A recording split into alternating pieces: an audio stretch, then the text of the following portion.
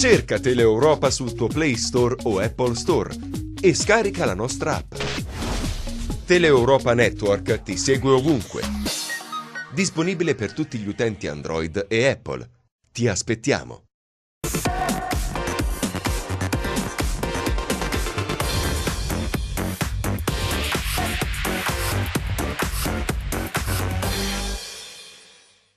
Buon pomeriggio e ben ritrovati con Calcio e Mercato, il nostro approfondimento sul calcio appunto e sul mercato in generale. Parliamo soprattutto delle squadre calabresi, ma diamo come al solito un'occhiata anche al calcio nazionale. Intanto vi vado a presentare il mio compagno di viaggio, che è Attilio Malena, direttore di calciomercatoreport.it. Buon pomeriggio Attilio. Buon pomeriggio a tutti, ben trovati. Anche oggi parterre importantissimo, tante notizie, quindi siamo pronti ad entrare nel vivo. Buon pomeriggio a chi ci segue in questo momento in diretta dai canali di Teleeuropa Network e buonasera a chi ci seguirà in replica questa sera come sempre alle 21. Andiamo a presentare gli ospiti di oggi. Abbiamo detto che si avvicenderanno sulle nostre poltrone. Allora, innanzitutto vi presento Fabrizio Rosina, procuratore sportivo. Buon pomeriggio Fabrizio. Grazie, buon pomeriggio e grazie dell'invito. E buon pomeriggio a Luciano Cuozzo, avvocato, esperto di calcio e non solo. Tifoso. Più che altro, grazie. Allora, iniziamo subito con Attilio, le notizie dell'ultimo minuto, perché tu ce l'hai proprio fresche sì, del momento. Notizie dell'ultimo minuto. Poco prima di entrare in diretta c'è stata un'accelerazione importantissima sul mercato del Cosenza, novità partendo con ordine dalle conferme. È praticamente fatta per il ritorno del centrocampista Palmiero alla corte di Piero Braia, accordo raggiunto in questi minuti e successivamente accelerata dovuta per Anastasio, altro vecchio obiettivo sfumato nel mercato di gennaio, accordo vicino anche per Anastasio e poi è spuntato un nome nuovo in questi minuti tra i contatti fittissimi e il lavoro del direttore sportivo Stefano Trinchera. Duello in corso con il Lecce per Baez, esterno alto di piede sinistro, quindi un Cosenza assolutamente scatenato. Per chi si fosse messo in collegamento in questo momento, praticamente fatta per il ritorno di Palmiero in rosso-blu, accelerata decisiva, quasi fatta diciamo per Anastasio, idea concreta Baez. Altri nomi che abbiamo lanciati ieri, accostiamo due nomi nuovi al Crotone. Uno è Valietti, esterno destro, è entrato nella famosa operazione tra Inter e Genoa che ha dato molto scalpore, che ha portato Valietti dalla primavera dell'Inter al Genoa, piace moltissimo al Crotone anche se l'Avellino è in netto vantaggio. E poi attenzione anche al profilo di Sergio Anca, centrocampista rumeno, un anno di contratto in scadenza con la Dinamo Bucarest. Non c'è solamente il Crotone, piace a Spezia e Brescia, quindi tra Cosenza e Crotone sicuramente una giornata molto molto calda. Allora, iniziamo proprio con procuratore, parliamo proprio di questo campionato di Serie B, che è un campionato quest'anno abbastanza competitivo. Negli ultimi anni lo è sempre stato, però insomma vedere i nastri di partenza, tante squadre, poi ieri abbiamo parlato anche di questa penalizzazione del Foggia che sicuramente in corsa insomma verrà, non dico dimezzata, ma sicuramente si ridurrà di qualcosina. Insomma è un campionato molto competitivo che vede ai nastri di partenza al momento due calabresi, sperando che il Crotone, come detto ieri da Ursino, ritorni nel campionato di Serie A.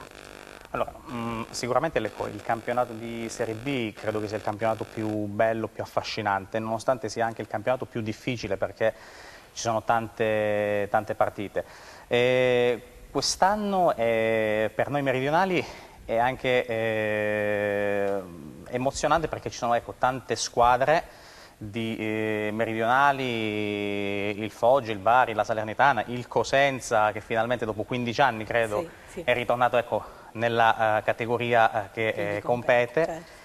Il Crotone purtroppo dopo la retrocessione sta allestendo una squadra per disputare un ottimo campionato di Serie B. Naturalmente nel campionato di Serie B ci sono tantissime incognite, però ripeto, tra i campionati delle diverse categorie in Italia credo che sia quello veramente più bello. L'avvocato Cuozzo invece da tifoso, chiedo com'è tornare dopo 15 anni in Serie B, lo dicevamo prima a microfoni spenti, un campionato che negli ultimi anni insomma è cambiato tantissimo, conosciamo poco, però in effetti ci abitueremo subito. Sono cambiate anche le generazioni di calciatori.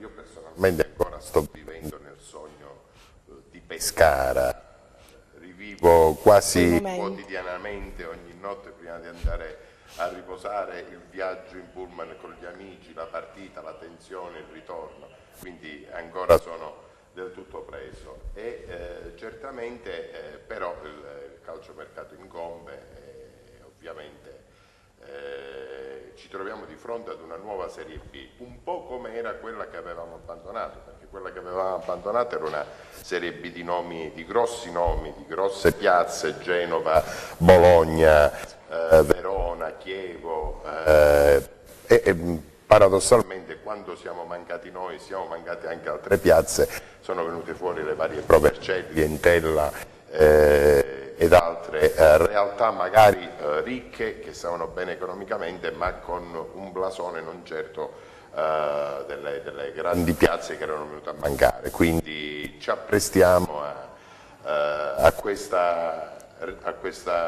rientro con grande entusiasmo. Al procuratore chiede invece di questo cambio, cioè fino adesso abbiamo parlato di Serie B trasmessa molte volte da Sky, e c'è un'altra novità che incombe quest'anno, c'è questo Perform che si è acquisita in pratica i diritti per gli ultimi 3 anni, insomma è una Serie B che cambia perché ci dobbiamo abituare adesso non più a vederla sugli schermi televisivi, ma al momento, a come pare, dal momento si dovrebbe vedere sulle piattaforme internet. Sì, effettivamente ho letto anch'io fine settimana di questa acquisizione per svariati milioni di euro da parte di DAZN, se non mi sbaglio, una piattaforma internet. Poi ho letto anche della novità che un anticipo al venerdì dovrebbe essere trasmesso in chiaro su Mediaset o sulla Rai, quindi ci dovremmo dotare di fare gli abbonamenti per poter vedere il campionato di Serie B, e tutto rientra anche questo nelle logiche di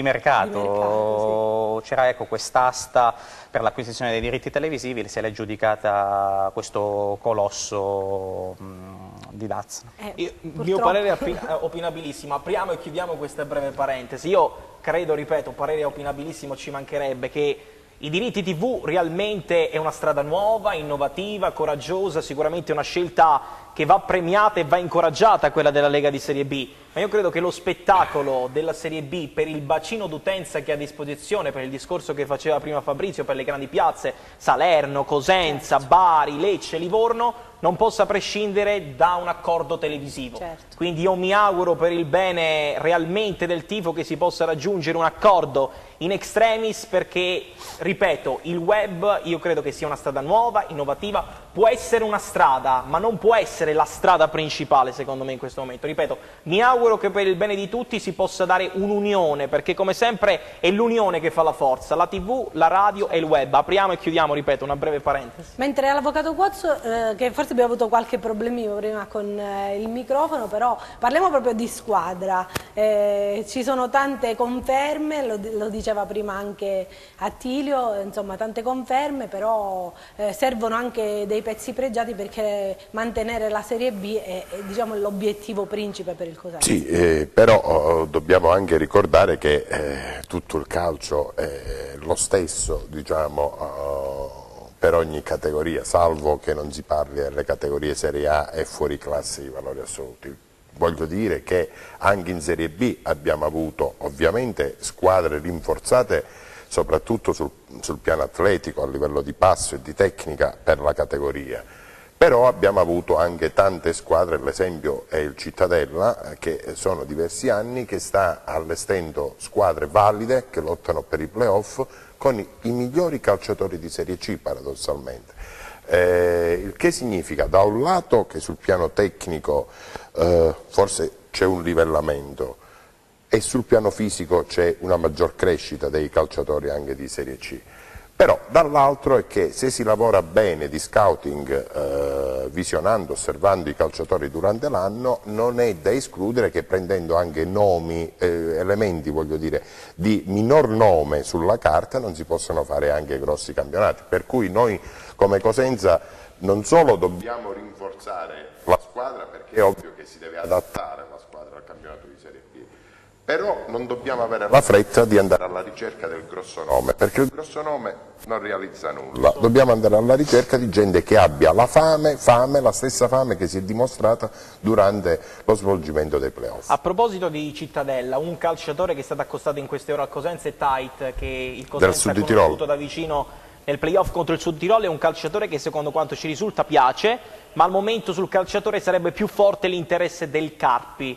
Il Cosenza di fatto con l'eventuale arrivo di Anastasio ha sistemato la corsia di sinistra dopo il rinnovo di Dorazio prendendo Anastasio, con l'eventuale arrivo di Baez sarebbe un'alternativa importante anche dal punto di vista tattico, quindi io credo che, come giustamente diceva, andando a suggellare il discorso dell'avvocato, il Cosenza si stia muovendo su più linee tattiche, anche perché la grande forza della Serie B degli ultimi anni è proprio quella della polivalenza. Questa potrebbe essere una forza importante, io credo che il mercato del Cosenza vada ad incanalarsi proprio su questa strada. Poi entreremo nel vivo per il mercato del Crotone, perché si sta muovendo anche qualcosa a livello offensivo, come diceva giustamente ieri il direttore sportivo Giuseppe Orsino. All'avvocato Quazzo volevo chiedere una piccola cosa che riguarda lo stadio, insomma c'è stata questa delibera del Comune, i soldi stanziati dal credito sportivo, bisogna iniziare perché la prima partita dovrebbe essere il 5 di agosto. Il 4 agosto, il 5 agosto c'è la Coppa Italia, che sia all'esterno. Ma non, ovviamente credo che la società chiederà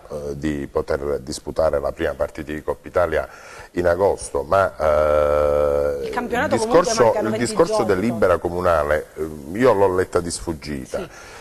Mi sembra che faccia riferimento anche a delle istanze da presentare al credito sportivo, il che non è una cosa proprio veloce, a stretto giro di posta. Io ho la vaga impressione, cioè non voglio dir nulla perché poi i tempi tecnici, strettamente tecnici, non li conosco e credo che da qui a qualche giorno inizi anche la campagna abbonamenti. Però insomma i lavori a volte, io certe volte mi stranisco perché se Cosenza ha problemi con lo stadio, insomma, mi sembra che ci siano altre realtà che stanno peggio, quindi questi lavori sono necessari perché lo impone la normativa, speriamo si facciano nel più breve tempo possibile, abbiamo anche un abbondante mese da che non riprende proprio a pieno regime, un mese e mezzo da che non riprende a pieno regime il campionato. Quindi è nell'interesse di tutta la comunità cittadina e sportiva avere questi lavori. Però, torno a dire, consentitemi, dover aumentare certe volte delle norme, dover portare a 5.500 i seggiolini quando magari lo stadio di Cosenza già ne ha, tra tribuna Rao e tribuna numerata e le due laterali ne ha 3.500, certe volte ci sono delle normative che sinceramente non comprendo, ho difficoltà a comprendere. No, ma effettivamente, per tornare sul tema mercato, sfruttiamo, Fabrizio, proprio in tema di notizie, ieri accennavamo al discorso di Sueva, altro talento importante. Fabrizio, mi sostituisco per un attimo, lo faccio in maniera indegna, mi raccomando. Qual è la situazione in questo momento? C'è già una strada chiara in questo momento per il futuro di Sueva? Vabbè, stiamo parlando di Gianluigi Sueva, credo sia il talento, uno dei talenti più cristallini del settore giovanile del Cosenza. Per il momento mi sono ripromesso di incontrare la dirigenza e fare il punto della situazione su questo ragazzo che sicuramente ha delle qualità e delle potenzialità enormi e che necessitano di essere mostrate con più frequenza. Tornando invece al Crotone, al mercato del Crotone, Attilio, ci sono novità perché siamo nel vivo della Serie B, in questa prima parte parliamo soprattutto... Sì, entrando nel merito della notizia che abbiamo lanciato qualche minuto fa su Anca, centrocampista della Dinamo Bucarest, giunto all'ultimo anno di contratto, è un calciatore che il Crotone sta valutando con molta attenzione, è un nome nuovo, non piace solamente ai calabresi, piace anche al Bari, piace anche allo Spezia, ritornando ai discorsi che facevamo ieri, un nome che avevamo accostato e che è stato ripreso a più riprese, soprattutto, perdonatemi il gioco di parole, su internet, è quello di Tonucci. Su Tonucci, per quanto ci risulta come nome nuovo per la difesa del Crotone, ci sarebbe anche l'interesse forte della Salernitana di Stefano Colantuono. La Salernitana avrebbe individuato in Denis Tonucci il rinforzo ideale per la difesa centrale di Stefano Colantuono. Ritornando sempre al tema offensivo, ieri il direttore sportivo Ursino ci ha fornito una chiave di lettura molto interessante. Il Crotone non cerca per forza di cose una prima punta. Il gradimento per la Mantia ne abbiamo parlato ampiamente, così come quello del Cosenza, anche se il Lecce è più avanti. Ricordiamo, per chi si fosse messo in collegamento adesso, che il Lecce è anche su Baez, altro obiettivo del Cosenza, però ripeto, il Crotone potrebbe cercare una seconda punta con caratteristiche diverse. Ma ritornando alle notizie che abbiamo dato oggi, Anca è un nome forte per il mercato del Crotone, centrocampista rumeno in scadenza con la Dinamo Bucarest, piace anche a Spezia e Perugia. Fabrizio Rosina, speriamo di vedere questo Crotone in Serie A. Il direttore Ursino ieri, almeno dalla telefonata che ha avuto con noi, ha fatto ben sperare per questa ipotesi, quindi è una società che comunque lo merita per come programma, per come mette proprio in risalto i giovani. È una società che punta a questa Serie A e che, diciamo, è stata la retrocessione è stato un punto, un neo che volevamo tutti evitare. Ecco.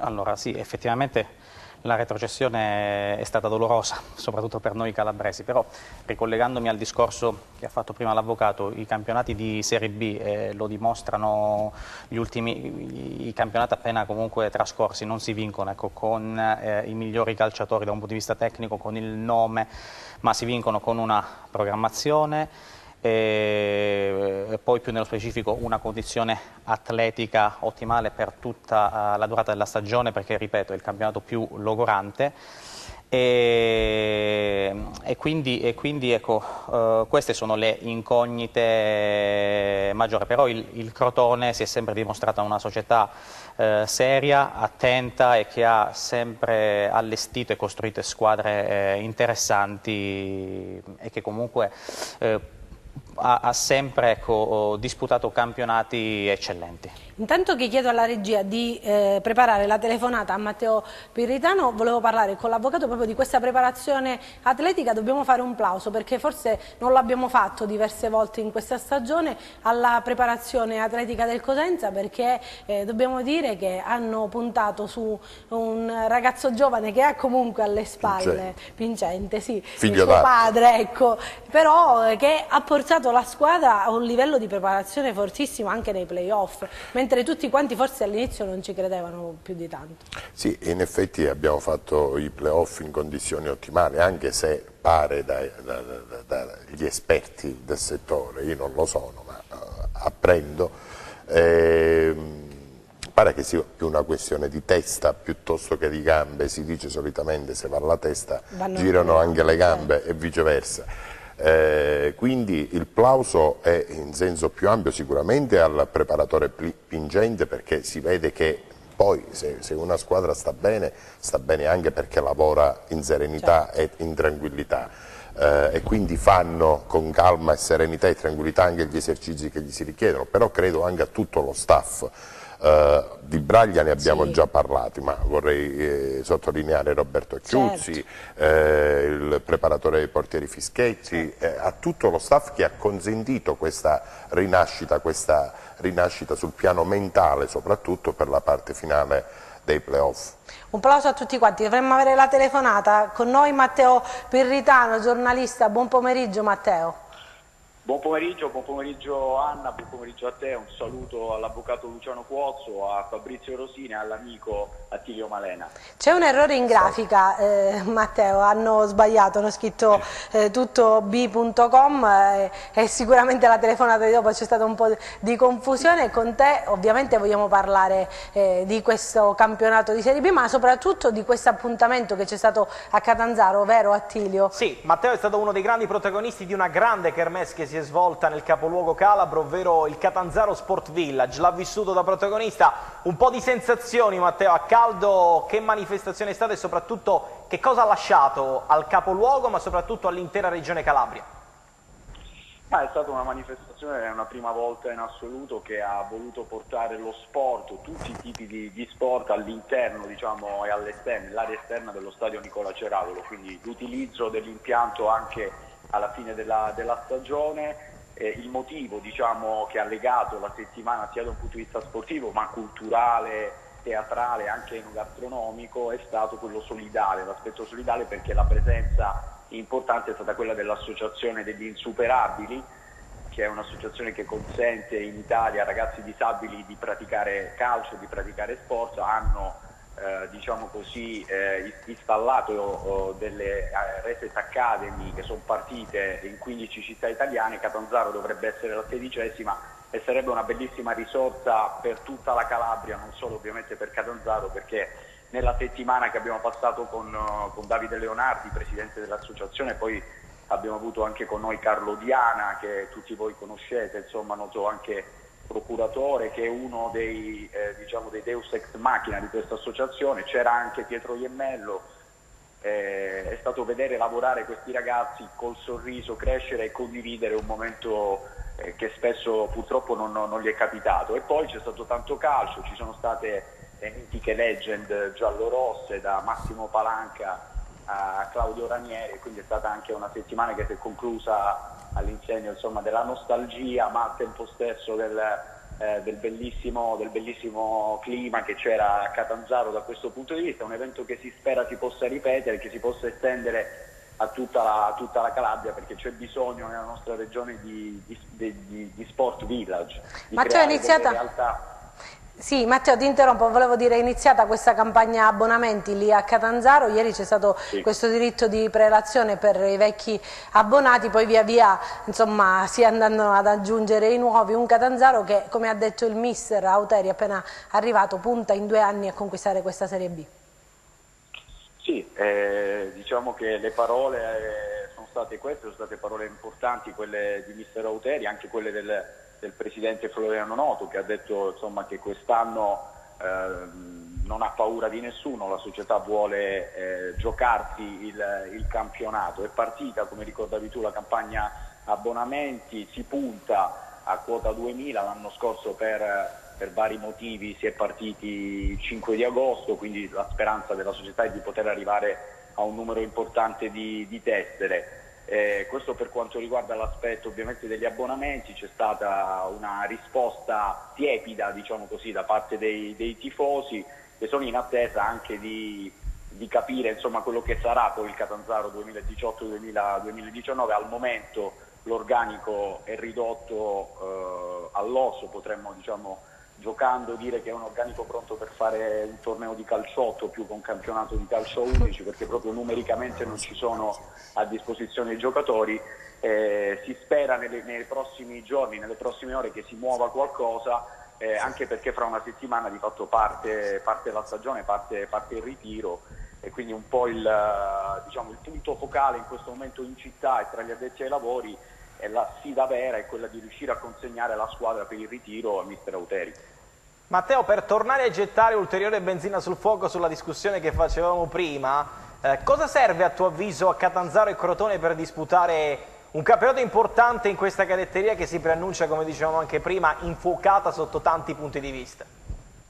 Ma io ovviamente vi stavo seguendo, vi stavo ascoltando, e sono d'accordo con tutti voi, con tutti quelli che sono state le considerazioni. Fondamentalmente quello che è stato appunto detto e dimostrato poi dai fatti nel campo negli ultimi anni è che non occorre andare a smantellare e ricostruire una squadra che poi spesso trova grandi difficoltà in un campionato dove c'è bisogno di gruppo, c'è bisogno di conoscenza tra i giocatori innanzitutto, per poter appunto affrontare le varie difficoltà che ci sono in un campionato così estenuante. Magari, visto che il Cosenza ha fatto benissimo per quel che riguarda il Cosenza, da quando è arrivato mister Braglia, ha saputo soprattutto lavorare sul gruppo. Credo che, come ricordavi anche tu, insomma, Attilio, si sta andando verso la conferma di determinati tasselli, questo è molto importante. Poi servirà magari mettere un po' di esperienza, però da questo punto di vista il Cosenza secondo me sta seguendo la strada giusta. Sul Crotone cosa possiamo dire? Cioè, il Crotone sono 20 anni che dimostra di saper sempre programmare bene e far bene. Ricordavate giustamente quello che ha detto Ursino in diretta con voi ieri, le parole anche di oggi del presidente Brenna vanno in quella direzione. Da una parte tutti noi calabresi, abbiamo anche noi fretta di sapere quello che sarà il destino del Crotone, che comunque ha preso un allenatore che a me piace tantissimo, ha grandissima competenza, un signore, e il Crotone si sta comunque muovendo molto bene per farsi trovare pronto, in attesa di... È caduta la linea. Grazie a Matteo Perrità. Ci sei? Ok. Matteo, comunque noi ci dobbiamo fermare perché c'è una breve pausa pubblicitaria. Grazie per essere stato con noi. Grazie. Ciao Matteo, grazie. A tra pochissimo.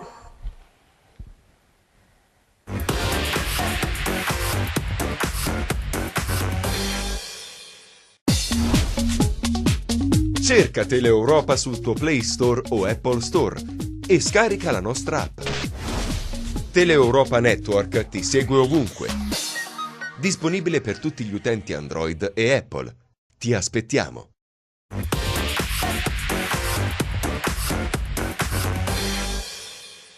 Seconda parte di Calcio e Mercato. Attilio, andiamo innanzitutto a parlare di Serie C, di Lega Pro, come vogliamo definirla. Ieri abbiamo trascurato un po' il Rende, sì, ma il Rende, partiamo proprio da lì. Il Rende ci ha tenuto a chiudere almeno 2 colpi. Uno, e manca solamente il crisma dell'ufficialità, Awa, centrocampista classe 98, scuola Atalanta in arrivo dallo Spezia. Il Rende ha mosso i passi più importanti per assicurarsi Tulissi, calciatore nell'ultima stagione a Reggio, piaceva anche al Catanzaro. Il Rende però, secondo quanto ci risulta, avrebbe garantito al calciatore una certa titolarità, fattore che ha indotto il calciatore, il suo entourage e la società di appartenenza ad optare per questa scelta. Il Rende si prepara dunque a battere questi 2 colpi. Un altro aggiornamento sulla Serie C legato al Catanzaro, il Catanzaro che cerca molti colpi proprio per far sì che Gaetano Auteri possa avere la rosa più completa possibile a stretto giro di posta. Su Ceccarelli, calciatore scuola Lazio, classe 1994, per adesso ci sono solo contatti.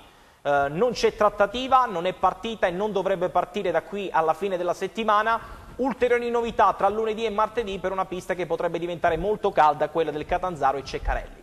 Allora, invece col procuratore Rosina, a proposito di Rende, c'è questo nuovo innesto in panchina, dovrebbe essere Modesto, non c'è ancora l'ufficialità, però diciamo che ufficiosamente è così. È un Rende che punta a questi allenatori giovani, l'abbiamo visto con Bruno Trocini che comunque ha fatto benissimo a Rende, adesso si punta su Modesto.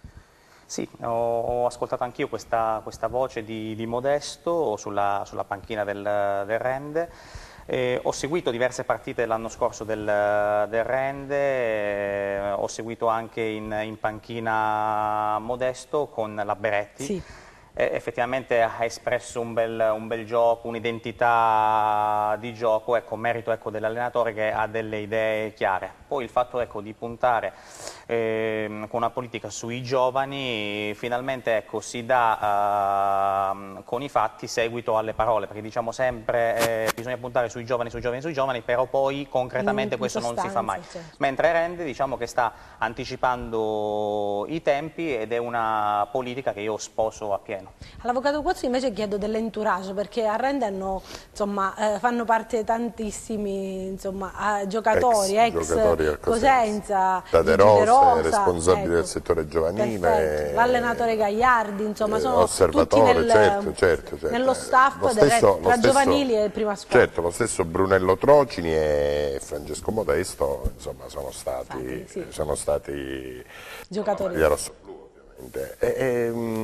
Io dico che ritornando, e mi ricollego a quanto si diceva poc'anzi sul Crotone, quando c'è una squadra che o a livello regionale o a livello provinciale riesce a fare il salto di categoria entrando in un altro tipo di calcio, secondo me ne dovrebbe beneficiare tutto il movimento calcistico della provincia o della regione, nel caso per esempio del Crotone. Quindi a Rende io auspico che si intensifichino i rapporti fra Rende e Cosenza, anche come scambi di calciatori, non lo nascondo, perché Rende in Serie C potrebbe essere una piazza dove far crescere bene anche i giovani e avere anche delle velleità un tantino superiori alla semplice salvezza, perché abbiamo visto che in Serie C la programmazione giusta, fatta, continuata per più anni, non nega nessun sogno, diciamo. Così come il Crotone magari venisse riammesso in Serie A, e anche lì auspicherei forse non un'intensificazione, ma una nascita di rapporti, si dovrebbe dire, con la società pitagorica, anche perché il Crotone ha esperienze in questi campionati superiori, fra A e soprattutto B, potrebbero dare arrivarci diversi giocatori forse non del tutto impiegabili in Serie A e potrebbero crescere anche a noi. Cioè, nel momento in cui una realtà a livello regionale o a livello provinciale fa il salto di categoria e cresce in maniera importante, esponenziale, sarebbe da stupidi se non se ne approfittasse l'intero movimento calcistico provinciale e regionale. Il discorso che facevamo prima sui diritti TV è applicabile anche in campo, non serve essere invidiosi o magari cercare di imitare, la chiarezza è alla base di tutto. Il Crotone, qualora dovesse rimanere in Serie B, farebbe e avrebbe l'obiettivo di fare un campionato importante, a cercare di fare il salto, a parole e a fatti. Il Cosenza, è chiaro, il primo anno di Serie B nulla può essere escluso, nel senso che il Cittadella, così come altri esempi, lo stesso Novara, insegnano che il gap tra Serie C e Serie B non è poi così ampio. In Serie C il Catanzaro a parole ha fatti un po' meno fino a questo momento sicuramente, vuole fare un campionato importante e la scelta di Auteri suffraga questa ipotesi. La Regina vuole essere un po' la sorpresa con tanti giovani, si pensava anche a Barutti che la Regina aveva in pugno ma in questo momento è saltato per condizioni economiche, vuole Imperiale, altro calciatore impiegato al Catanzaro, ceduto poi all'Empoli, vuole essere una sorta di mina vagante in questo campionato grazie anche alla fame e alla voglia della proprietà del direttore sportivo Massimo Taibi. La Vibonese, grazie anche alla solidità societaria, vuole fare un qualcosa di importante, vuole costruire un ciclo, e poi c'è il Rende che vuole essere e vuole continuare a rispettare l'etichetta di isola felice, dove si può lavorare in maniera tranquilla, senza nessun patema d'animo, un po' un Crotone in Serie C, anche perché Modesto dal punto di vista tattico ha un'idea abbastanza gasperiniana del calcio, un 3-4-3 molto effervescente che speriamo possa mettere in alto nelle migliori condizioni possibili. Quindi ripeto, come diceva giustamente l'avvocato prima, serve l'unione, non il contrasto. Io, se posso aprire una brevissima parentesi, 15 anni fa, quando noi eravamo, anzi anche, forse anche oltre, quando eravamo in Serie B, la Regina era in Serie A, il Crotone era appena arrivato in Serie B, si creavano dei rapporti fra queste varie società, tanti calciatori del Cosenza, pensiamo a Savoldi ad esempio, sono passati a Reggio Calabria, tanti calciatori della Regina, pensiamo a Casale, Stefano Casale, sono arrivati a Cosenza, molti calciatori del Cosenza hanno fatto le fortune anche dati in prestito temporaneamente con il Crotone, pensiamo a Parisi e Paschetta, che furono tra gli autori della prima promozione in Serie B del Crotone stesso. Ecco, la mia non è vena polemica, però dovremmo un attimo nel Sud fare lo stesso discorso di consorzio, tra virgolette, che magari nel Triveneto fanno, lì dove Bassano aiuta Vicenza, si scambiano i calciatori con il Cittadella e via discorrendo, c'è un aiuto, un rapporto solidaristico maggiore. Noi a volte qui ci facciamo la guerra fra poveri. Un aggiornamento su Tutino, che ce lo chiedevano in tanti. In serata ci sarà, secondo quanto raccolto in questi minuti, un contatto tra il Cosenza e il Napoli per cercare di sbrogliare questa matassa. Su Tutino non si registrano passi in avanti né di Pescara né del Carpi, società fortemente interessate. Il Napoli in questo momento è a stretto contatto con Genoa e Frosinone per l'eventuale cessione a titolo definitivo. Servirà molto tempo, servirà abbastanza tempo, non sarà una cosa breve, ma il Cosenza spera ancora di trattenere Tutino. Ripeto, ci sarà un contatto in serata, il Napoli è a stretto contatto in queste ore con Frosinone e Genoa per l'acquisto, per la cessione a titolo definitivo. Parlando invece di Regina, procuratore, l'arrivo di Taibi dovrebbe essere, tra virgolette, una certezza, perché è un giocatore che è stato in Amaranto e che quindi punta a risollevare le sorti di questa squadra.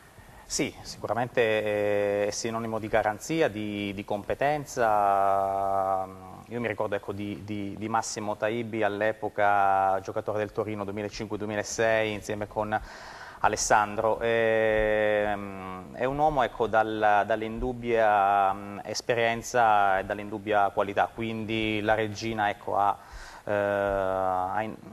ha fatto un bel colpo con Taibi come direttore sportivo. Prima di fare una domanda all'avvocato chiedo intanto alla regia di preparare la telefonata proprio con Cristian Pravatà, con cui approfondiremo anche alcuni argomenti di Serie B. All'avvocato invece chiedo di questa Vibonese che dopo un anno che doveva arrivare in questa Lega Pro finalmente è arrivata dopo una promozione vinta sul campo. Una Vibonese, cioè sono tutte squadre queste, quello che credo io, che dovrebbero comunque mantenere questa categoria, la Lega Pro, la Serie C, perché sono squadre che meritano, piazze soprattutto, che meritano queste Credo queste che nel caso della Vibonese mai più giusto fu Dio del calcio, nel caso di dire. Peraltro è stata promossa ai calci di rigore, immaginiamoci se si fosse persa la promozione ai calci di rigore, un dramma nel dramma. Invece fortunatamente sono stati lì, per la verità è stato molto bravo il Presidente, avevano iniziato con Cambilongo, forse Cambilongo non credeva dopo le prime giornate nella possibilità di fare la rimonta, si sono affidati a Nevi Orlando, ma dietro la saggia diciamo, la consulenza e consigli di Gabriele Martino, che insomma la categoria la conosce, insomma sa quali sono gli elementi per poter vincere il campionato e arrivare ai professionisti. Dovrebbe essere pronta la telefonata con Cristian Pravatà. Buon pomeriggio Cristian. Buon pomeriggio, buongiorno a tutti. Stiamo parlando proprio di Serie B, di Lega Pro, di Serie C, insomma il calciomercato guarda un po' dappertutto, anche in Serie D. E con te insomma parliamo proprio di questa Serie B, gli ultimi colpi di mercato messi a segno da qualche calabrese. Devo dire che le squadre calabresi sono due, ci sarà infatti un bellissimo derby secondo me il prossimo anno tra Cosenza e Crotone. Vedono per il momento, a mio avviso, il Cosenza più attivo rispetto al Crotone. Cosenza tra l'altro oggi su tuttob.com abbiamo pubblicato un'esclusiva per un'accelerata appunto del Cosenza per Armando Anastasio, un terzino, parliamo di un classe di un ragazzo, comunque terzino scuola Napoli, che negli ultimi 6 mesi era in prestito al Parma, mentre sempre per il Cosenza attenzione anche al classe 96 Luca Palmiero, insomma già che comunque ha già indossato la maglia dei calabresi, potrebbe essere un ulteriore rinforzo per quanto riguarda la Serie B. Un Cosenza comunque che io sinceramente vedo bene, soprattutto con l'entusiasmo che ha una squadra neopromossa. Abbiamo visto tante volte negli ultimi anni che le neopromosse sono state delle sorprese per quanto riguarda il fatto dell'approccio, ma soprattutto di saper battagliare quasi fino alla fine con squadre magari molto più accreditate per la griglia playoff eccetera. Attenzione poi sempre per quanto riguarda il Cosenza all'idea Cattaneo per l'attacco, questa è un'altra notizia che abbiamo pubblicato in esclusiva nella giornata di ieri. Lui negli ultimi 6 mesi aveva giocato invece nella Reggiana e lui è un attaccante ex Brescia. Mentre per quanto riguarda invece Crotone su Denis Tonucci, lo sappiamo, centrale difensivo che dal Bari è passato al Foggia, e insomma è una vecchia conoscenza di Stroppa, quindi potrebbe essere uno dei colpi delle ultime ore per quanto riguarda invece il Crotone. Quindi diciamo si stanno muovendo bene secondo me tutte e due, anche se ripeto vedo il Cosenza leggermente più attivo, comunque più in palla. Sarà l'entusiasmo di tornare in Serie B, cioè di essere protagonista in Serie B il prossimo anno. Tra l'altro scusate, ricordo anche che il Cosenza è in bagarre per la Mantia. Questo è un profilo molto molto interessante. Ciao Cristian, buon pomeriggio, grazie per aver accettato il nostro invito. Allargando un po' il cerchio su quello che sarà il campionato di Serie B, che campionato ti aspetti? Un campionato equilibrato oppure magari chiaramente i giudizi andranno e verranno fatti dopo la fine della kermesse del calciomercato, ma vedi una Serie B più avvicinata, più avvicinabile anche alla Serie A, o vedi comunque un gap talmente ampio che possono essere considerate due categorie lontane anni luce? Ma diciamo che abbiamo visto che negli ultimi anni quasi sempre le tre che sono salite dalla B alla A erano poi quelle che retrocedevano, a parte quest'anno e l'anno prima con il Crotone che era riuscito nell'impresa di salvarsi, ma lì permettetemi ci fu il suicidio dell'Empoli. Quest'anno invece abbiamo visto una SPAL che è riuscita a rimanere nonostante tutto in Serie A, però delle tre che erano salite e la Sverole e Benevento sono tornate B, quindi diciamo secondo me rimane ancora un po' quel gap, più che altro perché per poter competere e mantenere la Serie A ci vogliono degli investimenti importanti. Quest'anno vedo bene Frosinone che investimenti ne ha fatti bene anche per quanto riguarda lo stadio, ne farà poi per il centro sportivo, ma in generale la Serie B rimane a mio avviso il campionato più bello da vedere perché è il meno scontato, ma soprattutto è il campionato più avvincente. Io spero veramente che in futuro si vada riducendo questo gap con la Serie A, però è innegabile comunque che una differenza ci sia, ecco, non è più come una volta che magari le squadre di Serie B salivano e riuscivano a rimanere per diversi anni nella classe regina. Abbiamo per carità gli esempi di Sassuolo e Chievo, chissà se la Spal riuscirà a ripercorrere queste orme di queste due squadre, però per il momento ecco, vedo molto difficile che allo stato attuale delle cose una squadra che salga dalla B riesca a mantenere la A per più di 2 anni. Grazie a Cristian Pravatà, direttore di tuttob.com, grazie per essere stato con noi. Con i miei ospiti invece volevo trattare proprio di questo calciomercato nazionale. Si parla di Cristiano Ronaldo, ormai questo è l'argomento di questi ultimi 2 giorni, da quando forse abbiamo iniziato noi la trasmissione. Ne parlano praticamente ovunque, le pietre. Ne parlano nei bar, ne parlano nelle piazze, probabilmente organizzeranno comizi elettorali su Cristiano Ronaldo qualora dovesse centrare questo colpo. Parlo proprio col procuratore, secondo lei è un colpo, cioè, lo dicevamo ieri, sarebbe un'occasione fortissima insomma, per tutto l'indotto calcistico italiano, perché comunque è un campione che arriva in Italia, è da tanto tempo forse che non arriva un campione di questa portata dalle nostre parti. Allora, parliamo di Cristiano Ronaldo, del miglior calciatore al mondo insieme a che ha vinto Messi. Tantissime palloni d'oro. Quindi non... allora, la notizia è quella che fanno infiammare effettivamente il calciomercato, poi la dirigenza della Juventus, la società molto, molto seria, molto avveduta. Non voglio entrare nel merito di questa trattativa, nonostante io abbia qualche perplessità per le cifre soprattutto, però si tratta di un campionissimo, del miglior calciatore al mondo, quindi queste sono le difficoltà maggiori, conoscendo poi anche la pressione fiscale in Italia, ci sono tante incognite. No, la versione che abbiamo fornito ieri su Cristiano Ronaldo nel nostro piccolo poi ha trovato anche riscontri in chiave nazionale oggi, sui giornali, nel senso, la ribadiamo, esiste un fondo di verità.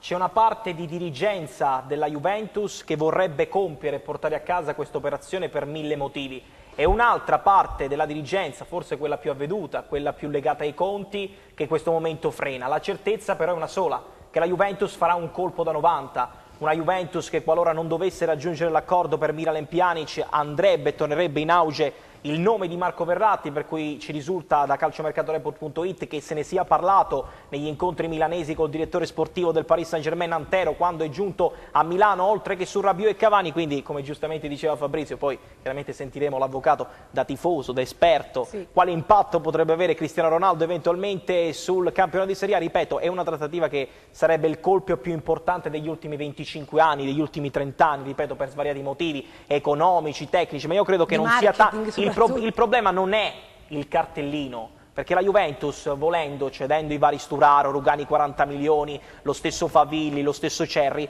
avrebbe un gruzzoletto da investire. Il problema è l'ingaggio. Ronaldo in questo momento chiede 30 milioni di euro all'anno senza l'infiltrazione degli sponsor. Questa è sicuramente una telenovela che ci porteremo avanti per molte settimane. Intanto lo chiedo all'avvocato Luciano Quazzo cosa pensa di questa trattativa.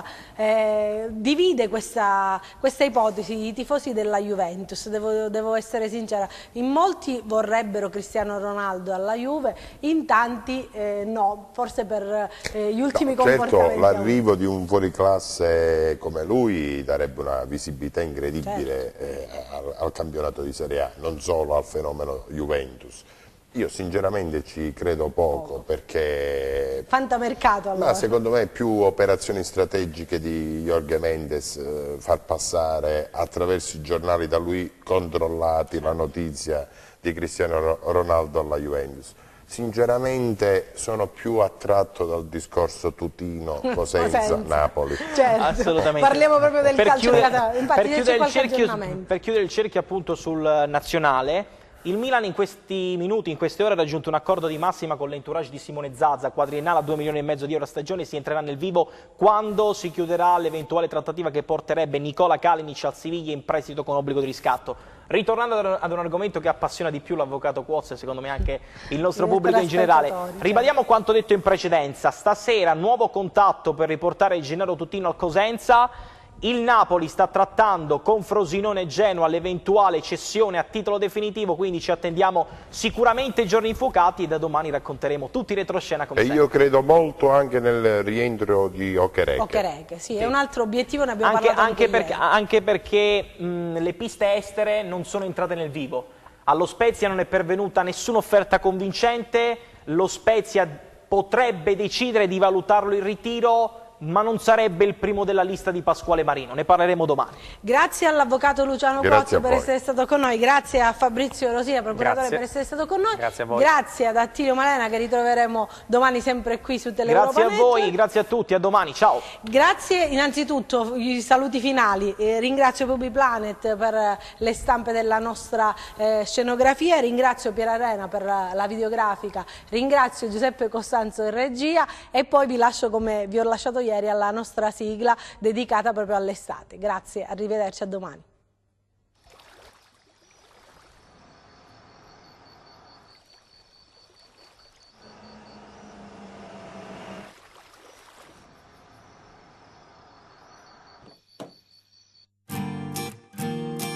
Bésame, free love.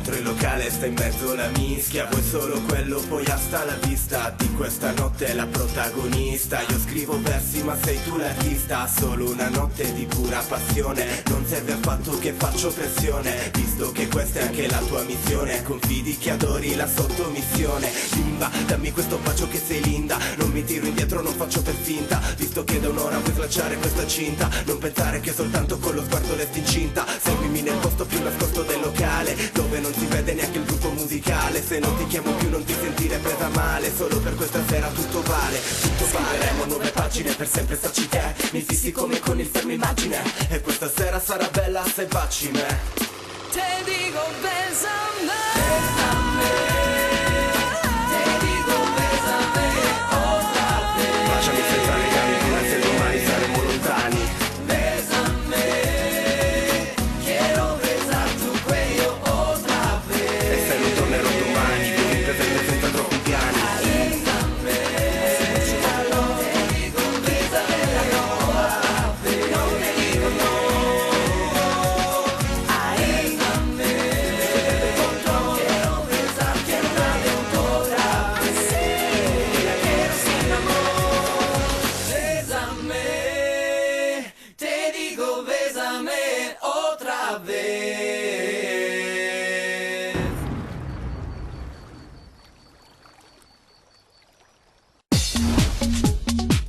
Cerca Teleeuropa sul tuo Play Store o Apple Store e scarica la nostra app. Teleeuropa Network ti segue ovunque.